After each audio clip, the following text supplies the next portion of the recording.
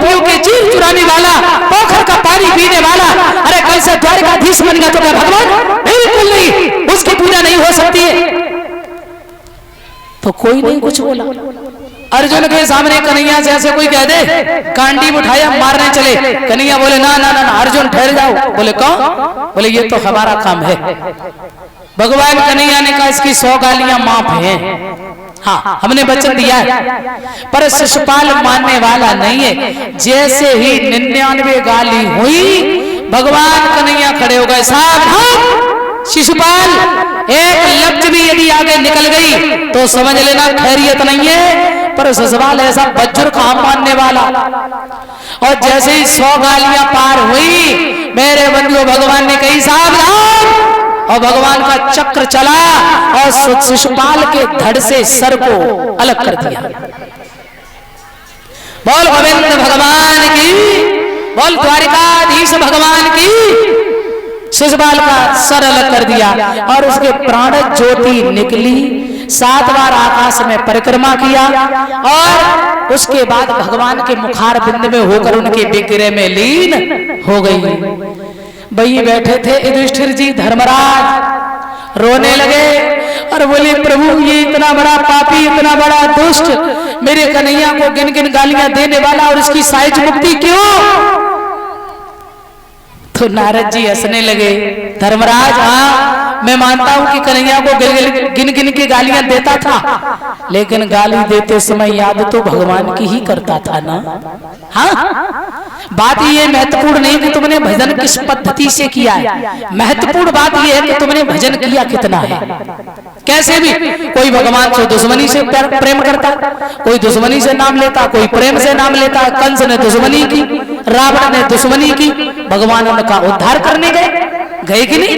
वो एक बार प्रेमी प्रेमी को भूल सकता है, पर दुश्मन तो आधी रात खटकता है, कम मौका लगे इसको हाँ बदला लेके ही रहेंगे।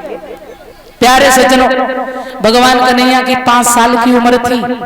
यशोदा मैया यमुना के किनारे ले गई जन्मदिन मनाने, और देखो आजकल हमारी माताएं जन्मदिन मनाएंगी, केक कटवाएंगी हैं और सब कुछ करेंगी, डीजे बजवाएंगी, पर मैया हो तुम खुश होती हो, तुम्हारे लला के इतने जन्म में या उसकी उम्र में इतने दिन कम हो गए और तुम खुश होती हो। हैप्पी बर्थडे टू यू है। माताओं पहले तो ये मनाना आवश्यक नहीं है, और यदि मनाती भी हो तो ये हैप्पी बर्थडे टू यू नहीं, केक नहीं, बढ़िया प्रसाद बनाइए, पूरी सब्जी बनाइए, शुद्ध भोजन नहा धो के भगवान का भोग लगाइए, उसके बाद संतों को भोजन कराइए, और उसके बाद संतों को प्रणाम करिए, बच्चे से कराइए, उसकी दीर्घ आयु की कामना करिए, लंबी आयु की कामना करिए। और ये ना डिस्को डांस चल रहा है, डीजे डांस चल रहा है और नाच रही, मोमबत्ती जलवाएंगी फिर फुकवाएंगी, फूक फूक, सारी जिंदगी तेरे जीवन में अंधेरो ही रहे। पर ध्यान रखना, मेरे विद्वानों ने कहा है जलाओ दिए पर रहे ध्यान इतना, जलाओ दिए पर रहे ध्यान इतना, अंधेरा धरा पर कहीं रह न जाए। कभी मोमबत्ती बुझवाओ नहीं, उसको हटा के अलग लगा दो। तुम फुकवा देती हो, तुम मेरी पगलियन देख चुके, ईमानदारी की दत्ता। हाँ पर इन्हें यही पता न जो होश में ही रहा था, जन्मदिन जन्मदिन जन्मदिन तो तेरा की हो तुम नहीं, जन्मदिन जरूरी नहीं है, और करती भी हो तो भगवान का भोग लगाओ, संतों को खिलाओ, आशीर्वाद दिलवाओ, भगवान से कामना करो, भजन करो, मेरे बेटा की लंबी उम्र हो। ये यशोदा मैया क्या कर रही जन्मदिन मनाते समय? दीपक दान कर रही यमुना में, काहे बोले मेरे लला की लंबी उम्र हो। पहला दीपक दान किया, मेरा कन्हैया जो है पूरे संसार पर राज्य करे, तो भगवान ने पूरे विश्व पर राज्य किया। दूसरा दीपक जलाया, दान किया, हे यमुना मैया मेरो कन्हैया कबहू काऊ विद्या में काऊ से परास्त न हुए, तो कन्हैया जितना बड़ा कोई धनुर्विद्या में या कन्हैया जितना बड़ा कोई राजनीतिक आज तक नहीं हुआ और न ही होगा।